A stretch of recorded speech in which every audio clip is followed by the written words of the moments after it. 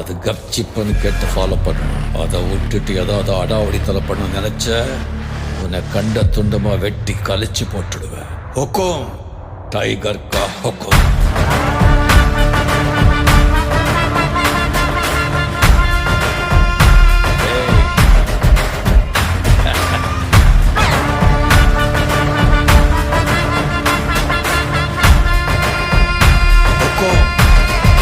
tiger